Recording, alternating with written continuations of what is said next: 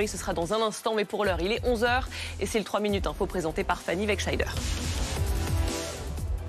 Et tout d'abord, l'Asie violemment secouée ce matin avec ce séisme de magnitude 7,7 sur l'échelle de Richter, épicentre en Birmanie. De fortes secousses également ressenties ailleurs. Alors en Birmanie, 6 régions sont en état d'urgence, mais jusqu'en Chine, jusqu'en Thaïlande, les secousses ont été violemment ressenties. La Thaïlande, où 3 personnes au moins, c'est le dernier bilan encore provisoire, sont mortes après l'effondrement de 7 immeubles. Regardez.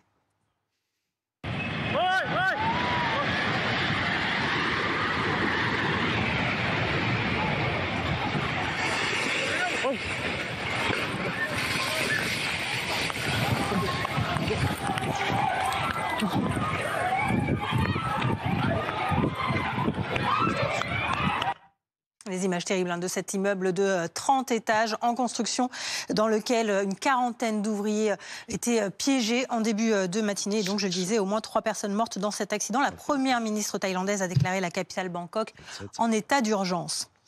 La sidération à présent au collège des Ormeaux à Fontenay-aux-Roses dans les Hauts-de-Seine. Une professeure d'EPS y a été violemment agressée par d'anciens collégiens. Élise Phillips, on vous retrouve sur place. Expliquez-nous ce qui s'est passé exactement. Bien écoutez, cette agression a eu lieu mardi après-midi lors d'un cours de sport qui se tenait à l'extérieur de l'établissement. Cette professeure de PS était avec sa classe sur un terrain de sport quand 3 anciens élèves sont arrivés. Elle leur a demandé de partir parce qu'ils perturbaient le cours et ils ont refusé. C'est à ce moment-là que tout a dégénéré. Ces 3 anciens élèves ont commencé à l'insulter, à lui sauter dessus, à la frapper, à la poursuivre sur plusieurs mètres et même à jeter ses affaires dans la boue. Cette intervention, cette agression a duré quelques minutes et a pu être arrêtée grâce à l'intervention de 2 autres professeurs de PS qui étaient présentes sur place et de la police municipale qui est arrivée aussi quelques minutes plus tard. Mais cette agression, elle a eu lieu devant 3 classes, devant près de 80 élèves. Tout à l'heure avec Lucas David, on a discuté avec 2 jeunes filles qui étaient présentes mardi. Elles nous ont dit avoir eu peur sur le coup et être assez choquées. Une cellule psychologique a été ouverte. Plusieurs enseignants et élèves ont été entendus parce qu'ils avaient besoin de parler suite à cette agression. Et puis l'un des enseignants nous a donné aussi des nouvelles de leurs collègues de PS qui pour l'instant n'a pas repris les cours. Merci les suites en direct de Fontenay-aux-Roses avec Lucas David pour BFM TV. Le ministère public demande la réclusion à perpétuité assortie d'une période de sûreté de 22 ans dans le procès aux assises de l'ex-mari de Shahinez Daoud.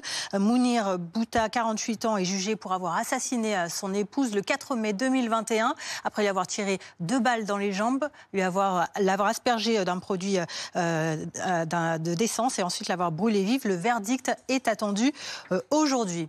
À l'étranger, Vladimir Poutine en visite à Mourmansk, visite à des marins, propose ses conditions préalables à toute négociation d'un accord de paix en Ukraine. Et étonnamment, écoutez, il envisage même le patronage de l'ONU. On pourrait bien sûr discuter avec les États-Unis, même avec les pays européens, sous l'égide de l'ONU, de la possibilité de mettre en place en Ukraine une administration transitoire. Pourquoi faire ? Eh bien pour organiser une élection présidentielle démocratique en Ukraine, qui se solderait par l'arrivée au pouvoir d'un gouvernement compétent et qui aurait la confiance du peuple, puis commencer avec ses autorités des négociations sur un accord de paix. Une déclaration alors qu'hier, les alliés européens de Kiev discutaient à Paris des garanties de sécurité à apporter à l'Ukraine, avec notamment ce projet franco-britannique de déploiement d'une force militaire de réassurance.